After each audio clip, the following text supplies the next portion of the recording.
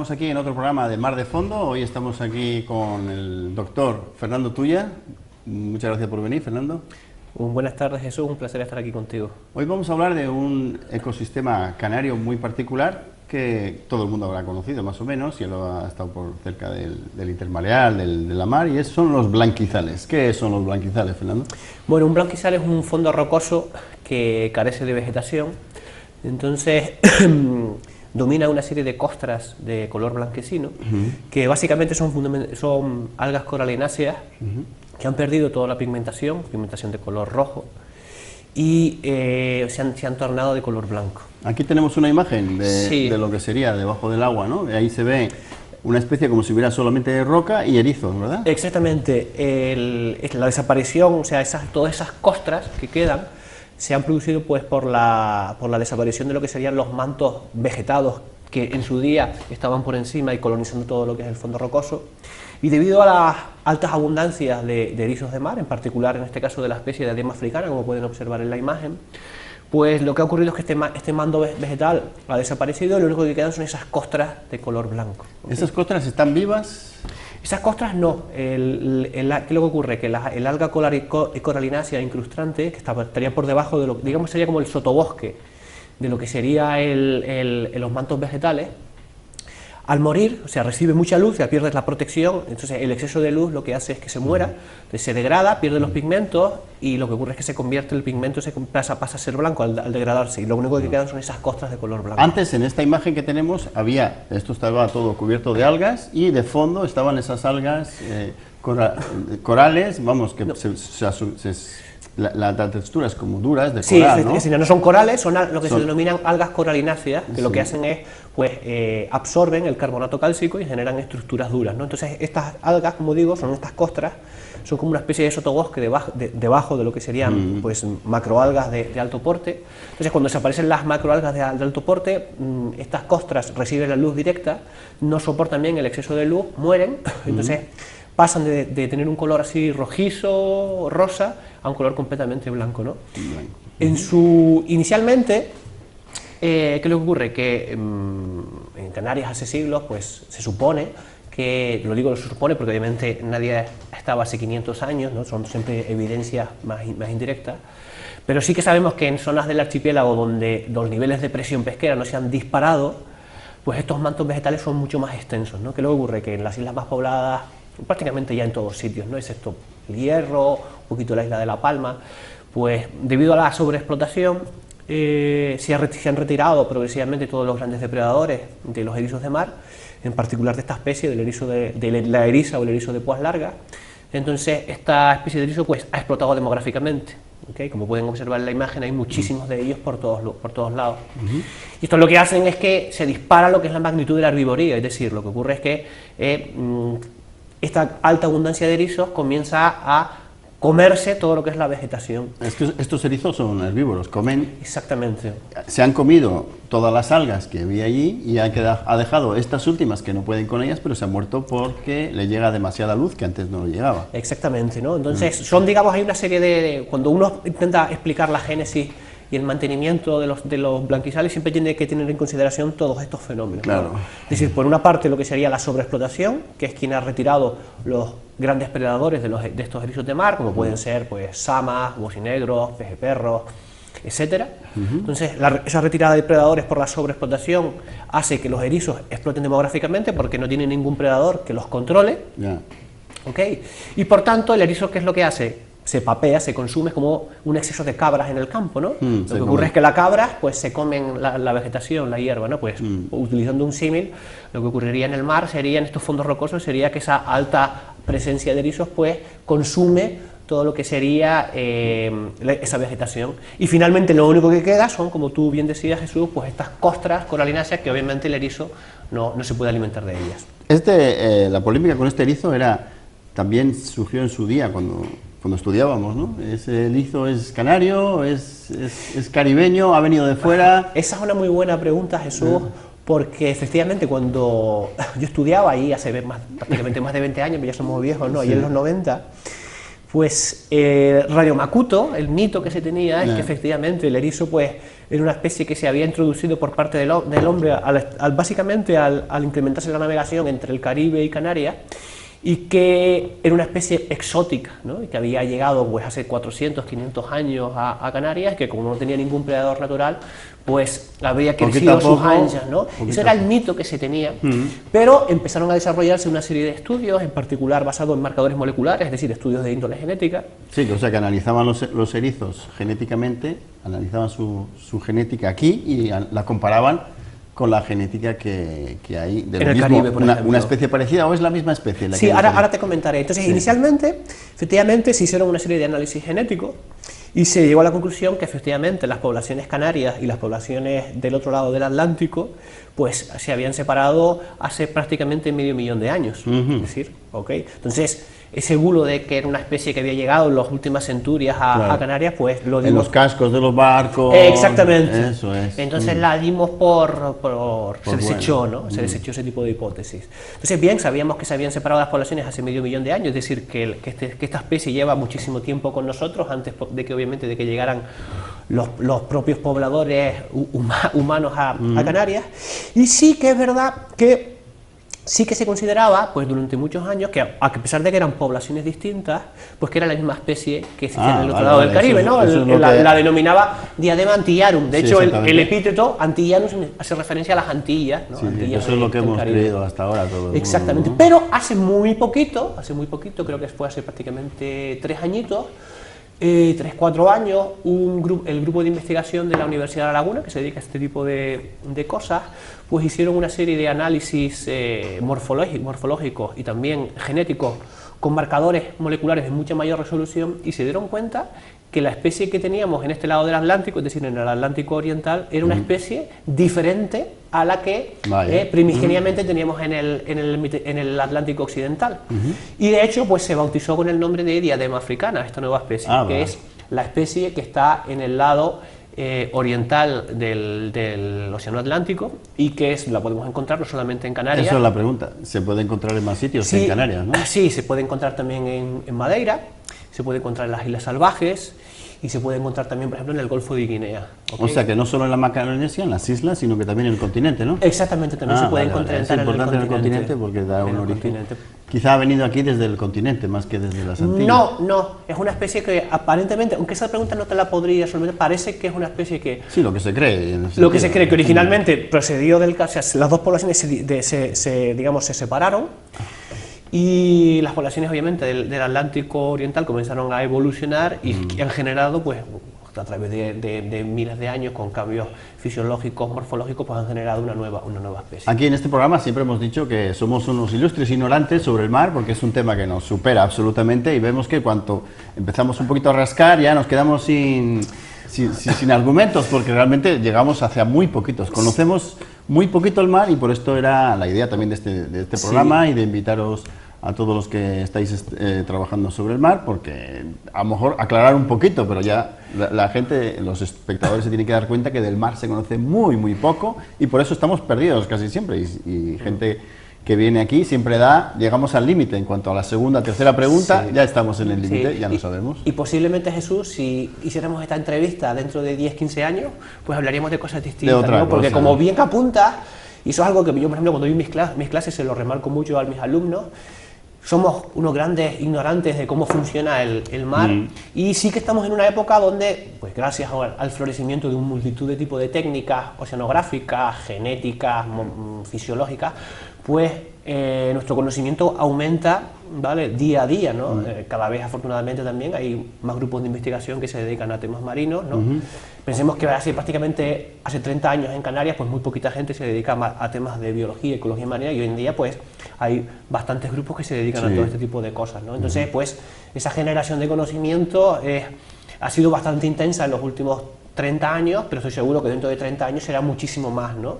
Y obviamente hoy, que solamente apenas conocemos pues un poquito lo que hay hasta los 30 metros de profundidad, pues igual dentro de 30 años sabremos lo que hay desde los 30 hasta los 200 metros de profundidad con mayor intensidad, ¿no? No como hoy, que son obviamente por debajo de la cota, digamos, donde podemos bucear, pues ya el conocimiento es bastante limitado. Y el conocimiento, eso ha evolucionado un poco más desde el punto de vista ecológico, biológico, pero desde el punto de vista físico, corrientes, diluciones, todo eso, estamos muy atrás todavía porque los datos son muy complicados de tomar y entonces por eso no se asuste nadie si decimos que en los 30 primeros metros no sabemos menos que desde el medio del Atlántico en ciertos aspectos, ¿no? Y piensa, Jesús, también que la investigación oceanográfica es sumamente costosa, ¿no? A diferencia, por ejemplo, de la investigación en el medio terrestre, ¿no?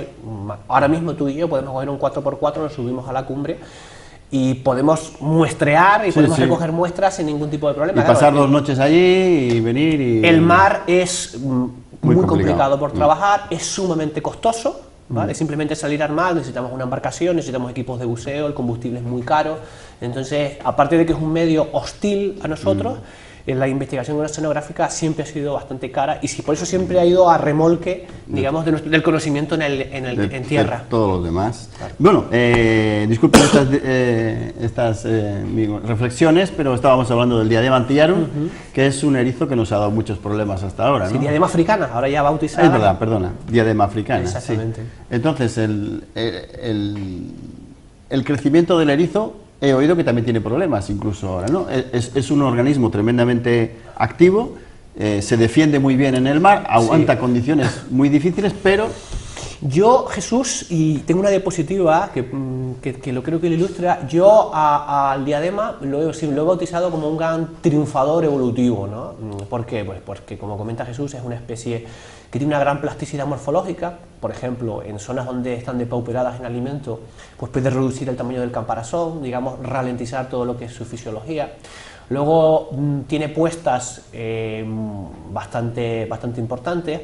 ¿Y qué es lo que ocurre? Que el reclutamiento de los nuevos individuos se puede ver favorecido por las grandes abundancias de adultos, ¿no? Los adultos, pues, con esa corona de espinas, pues pueden favorecer que los reclutas de alguna forma se protegen entre la corona de espinas de los adultos y de esa manera favorecer la supervivencia de estos reclutas, ¿no? Entonces es una especie que, como te digo, pues tiene la posibilidad de modular mucho lo que es el crecimiento, se reproduce mucho, el reclutamiento es bastante exitoso y aparte, pues un poco se puede, digamos, alimentar de todo, es decir, no solamente es un herbívoro, sino que en determinadas condiciones se comporta como un herbívoro estricto, sino que en determinadas ocasiones pues también se puede alimentar de algún tipo de invertebrado o algún otro tipo detritos, ¿no? O detrito también, ¿no? Entonces es bastante plástico, puede ser plástico en ese sentido, ¿no? Entonces, digamos, es un gran triunfador evolutivo, a mí me gusta siempre llamarlo así, ¿no?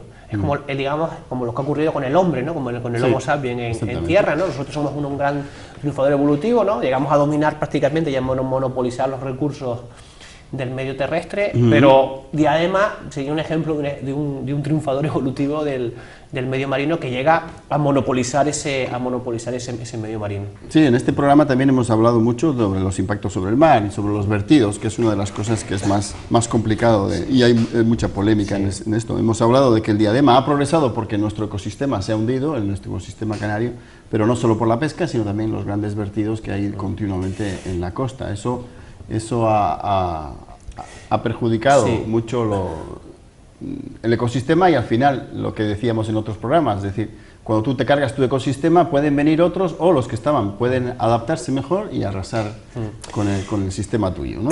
Sí que es verdad también, esto es una cosa que me gusta, siempre cuando explico este tipo de cosas me gusta indagar, este tipo de cuestiones no son propias, solamente ocurren en Canarias, ¿vale? No hace falta que nos autoflagelemos en ese sentido, porque el tema de blanquizales ocurre en todo el mundo, ¿no? Y sí que hay consenso científico bastante amplio que están vinculados directamente a la sobreexplotación de recursos pesqueros, ¿vale? Pensemos que la sobreexplotación, y fíjense que hablo de sobreexplotación, no hablo de explotación o no hablo de pesca, ¿no? Siempre hablo de o sea, sobrepesca o sobreexplotación, es decir, cuando no gestionamos los recursos de manera adecuada nos llegamos a este tipo de problemáticas, ¿no? Pensemos también que en el mar, como comentaba Jesús, pues la cantidad de impactos que hay es brutal, no solamente existe un sobreimpacto, una sobreexplotación, sino que existe una multitud de impactos, ¿no? Por eso es súper necesario que ahora ya que disponemos de conocimiento que sepamos gestionar nuestro mar de manera adecuada. Otra de las cosas que tenemos que tener en consideración en relación con el tema de los blanquizales es que, claro, esta pérdida de... Vuelve atrás, Jesús. Esa es. Ahí, déjala ahí, la siguiente. Perfecto. ¿Siguiente? No, anterior. Esa. Otra de las cosas que te quería comentar, Jesús, es que, claro, cuando perdemos toda esta vegetación, pues esa vegetación no deja de ser alimento y refugio para multitud de especies, por ejemplo, de interés pesquero, ¿no? Entonces hay una especie como de pescadilla que se muerde la cola, es decir, retiramos a los predadores, los erizos florecen demográficamente, consumen todas las algas, pero es que esas algas a su vez son fuente de alimento y refugio para, por ejemplo, reclutas de multitud de especies de interés pesquero, con lo cual esas especies de interés pesquero van a estar limitadas. Entonces es una especie como de círculo vicioso, de pescadilla que se muerde la cola, el sistema entra en una especie como de espiral negativa y todo está conjurado para, de alguna forma, evitar lo que sería la recuperación, ¿no? la restauración. En la imagen que tenemos aquí en el ordenador es un esquema que ilustra de alguna manera pues cosas de las que hemos estado hablando, ¿no? Y además, bueno, pues se puede distribuirse en diferentes densidades, ¿no? Desde densidades muy bajitas o densidades muy altas. Entonces, cuando se distribuyen densidades con densidades muy bajas, pues por ejemplo en la playa de las canteras, que hay muy baja densidad de diadema, hay gran disponibilidad de recursos alimenticios, gran cantidad de algas, y por lo tanto los erizos son muy grandes, ¿no? Sin embargo, como comentaba anteriormente, cuando las densidades de individuos son muy altas, que pueden superar incluso los 10 individuos por metro cuadrado, disminuye su tamaño para intentar mantenerse estable en su capacidad de carga, es decir, digamos que se ralentiza, crece mucho menos, incluso el órgano alimenticio, que es la linterna de Aristóteles, lo hace más grande en proporción a lo que es el cuerpo, y de esa manera, con esa estrategia, ralentizando su crecimiento, alimentándose y consumiendo menos, pues puede sobrevivir en mayores densidades, ¿no? Que es lo que de alguna forma ilustra ese tipo de esquema. También hay una vinculación entre las densidades de diadema y la forma en la que se distribuye. Cuando diadema supera los 10 individuos por metro cuadrado, prácticamente se distribuye de manera aleatoria por todo el sustrato. Es como esa imagen que veíamos anteriormente, donde hay erizos por todos lados.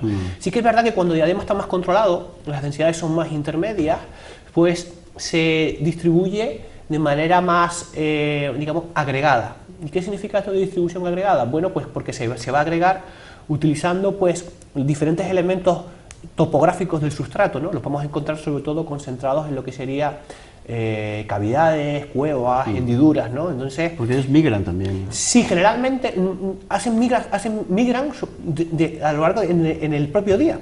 Generalmente, durante el día suelen estar refugiados en huecos, oquedades, sobre todo en sitios como por ejemplo la playa de las canteras, que son bastante escasos, ¿no? Entonces suelen estar refugiados durante el día en estos oquedades, cuevas, grietas, y salen por la noche a alimentarse, ¿no? ¿Por qué salen de la noche a alimentarse? Bueno, es una estrategia evolutiva para minimizar la predación, es decir, el erizo lo que no quiere es ser consumido por algún tipo de predador potencial. Claro. ¿Okay? Entonces eso genera esas migraciones que tú apuntabas. Se esconden, ¿no?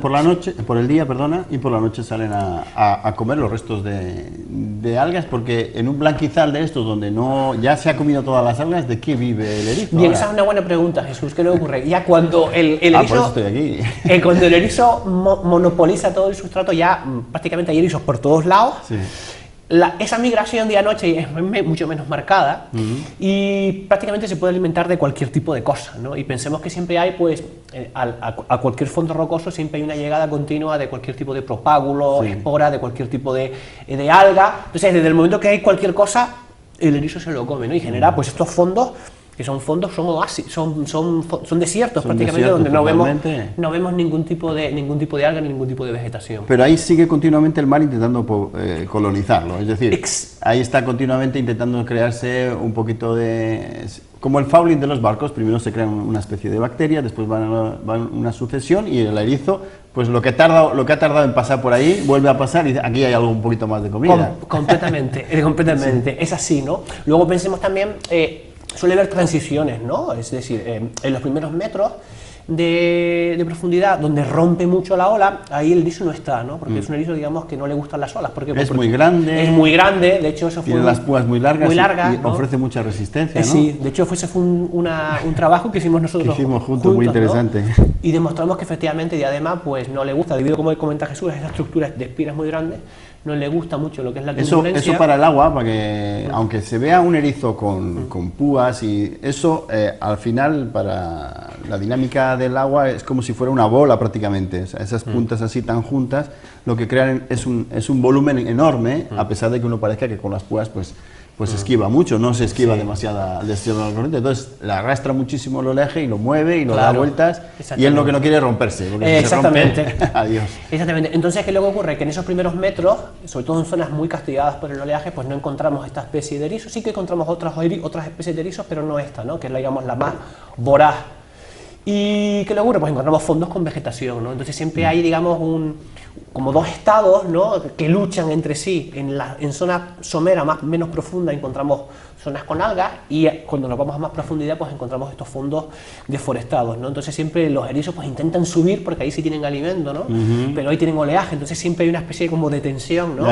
Sí, sí. A ver hasta dónde puedo llegar, y si me paso, el que se pasa pues recibe un revolcón, y si le va bien, pero si no puede quedar ahí en el intento. Exactamente. Hablamos también de que los erizos, a pesar de que tienen todas estas capacidades y son tan fuertes y son tan agresivos, incluso uno si va buceando los empuja y ellos salen corriendo prácticamente. El erizo es el primer erizo que veo correr, corren y se tiran hasta el fondo. Entonces están teniendo problemas también estos erizos, han aparecido como con manchas y con despigmentaciones. Vale, sí, esa es otra cuestión. En general, el filo de los equinodermos, que es al que pertenece los erizos, es un filum para que la gente nos entienda, es simplemente un grupo de clasificación taxonómica. Pues se ha observado en las últimas décadas que suelen sufrir eventos de mortalidades masivas. ¿Y qué es lo que ocurre? Que el erizo diadema, y es algo que se registró en el Caribe, pues periódicamente sufre mortalidades masivas. En el caso, por ejemplo, del Caribe hubo una mortalidad que llegó al 95-96%, y sufre estas mortalidades fundamentalmente vinculados a algún tipo de patógeno, ¿no? Algún tipo de microorganismo. Entonces, como apuntaba Jesús, hace una serie de años, creo que fue exactamente hace unos 8, 9, 10 años, se produjo un evento de mortalidad masiva de diadema, pero a diferencia del Caribe, donde murieron pues, prácticamente el 95%, pues aquí en Canarias hubo algunas localidades donde la mortalidad llegó pues un 50, un 60%, pero tan solo en ciertas localidades, ¿no? Entonces, como no fue un evento muy masivo, el erizo enseguida tuvo esa capacidad de recuperación. Entonces, como comentaba Jesús, es verdad que estos erizos empezaron a verse como sin las púas, ¿no? Empezó a ver como un erizo calvo, para que la gente nos entienda, ¿no? Que ha perdido las púas, que sería el pelo, y finalmente pues acababan colapsando, ¿no? Entonces, a pesar de que se produjo este evento de mortalidad masiva de erizos de esta especie, de la especie de diadema africana, pues el evento no ha tenido mayor consecuencias en lo que es la estabilidad o la perpetuidad en el tiempo de la especie, porque enseguida se ha recuperado por esos mecanismos que hablamos anteriormente, que le permiten ser un triunfador evolutivo. Sí, de todas formas, todo el mundo entiende que cuando hay una gran acumulación de cualquier tipo de organismo, las plagas son mucho más fáciles. Es decir, uno tiene un rebaño de cabras o de ovejas encerradas, y es muy fácil que se contagien unas a otras. Y esto pasa también en los organismos vivos. Es decir, cuando hay una sobrepoblación de cualquiera, es decir, en este caso de diadema, también desaparecen esos problemas, lo mismo que a otras especies.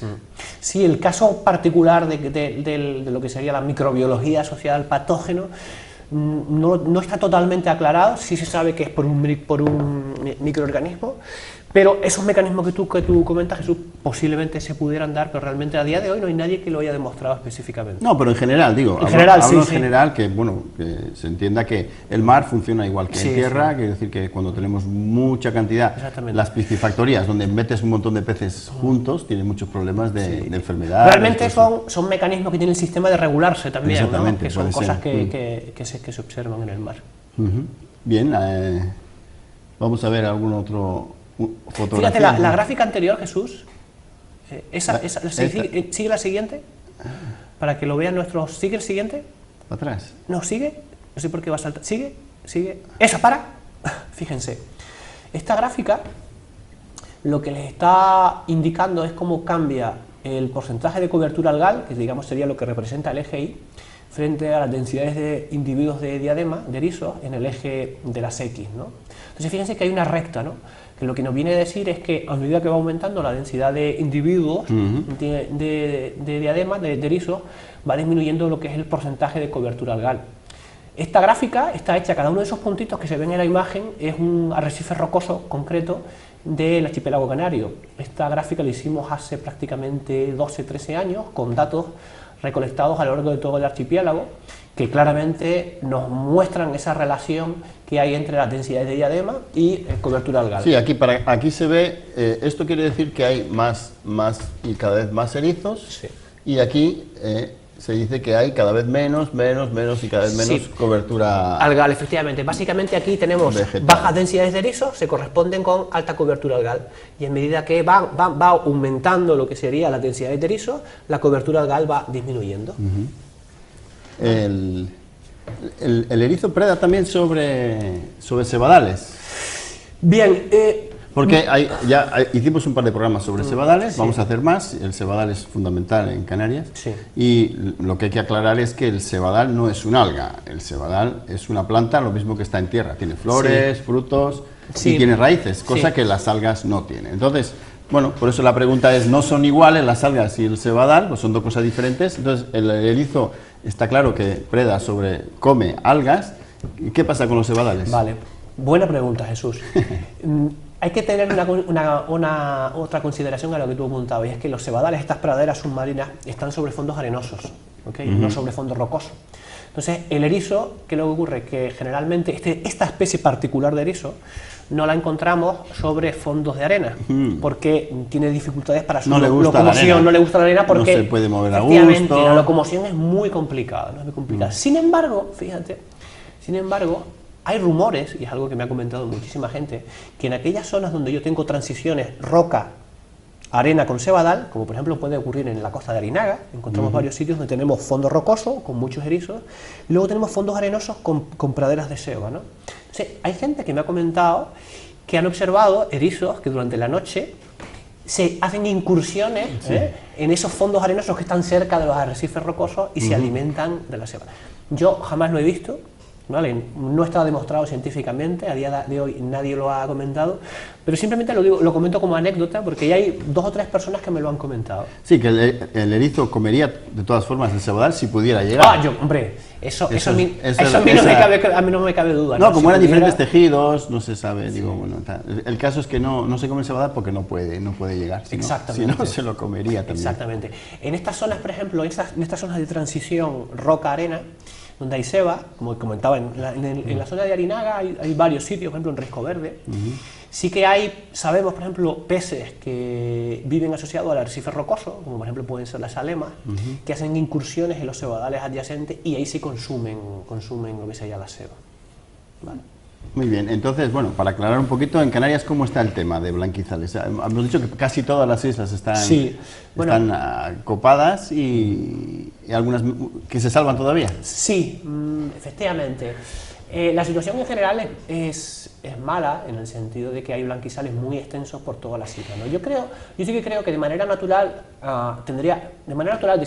si no consideráramos la presencia del hombre, debería haber un cierto equilibrio entre zonas forestadas y zonas desforestadas, ¿no?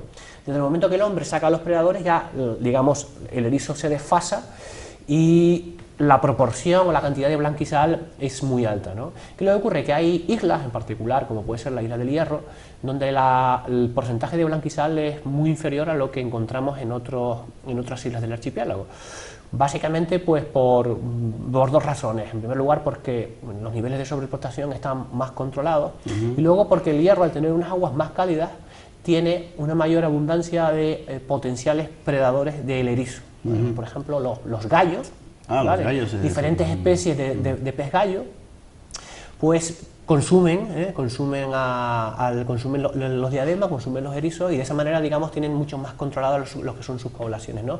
De hecho, si cualquiera de nosotros fuera hoy al Mar de las Calmas, en el Hierro, por la zona de la Restinga, pues nos vamos a encontrar fondos forestados con bastante vegetación y sin apenas blanquizales, ¿no? Pues como digo, hay muchos peces y además Por esa curiosidad de que el hierro tiene las aguas más cálidas, pues encontramos especies de afinidad tropical, como son estas especies de gallos, que controlan mucho más lo que son los erizos. Entonces, bueno, se nos está acabando ya el tiempo, muy interesante, ya te pillaremos otra vez. Y básicamente, la última pregunta, ¿hay algo que hacer rápidamente? Siempre digo que la forma, es decir, esto no es un problema, o sea, recuperar esos fondos, digamos, esos desiertos es muy complicado, ¿no? Porque requeriría una gestión sólida, sostenible en el tiempo y adecuada de lo que son los recursos marinos en Canarias, Sí. que es algo sumamente complicado a nivel político y a nivel social. Sí, o sea que bueno. En principio, cualquier daño que se hace en la naturaleza del mar o así, cuesta muchísimo arreglarlo. Bien, se nos acaba el tiempo, no se preocupen que Fernando vendrá en otro momento y hasta la próxima. No se olviden de enviar sus preguntas al programa. Muchas gracias, Fernando. A ti, Jesús, un placer.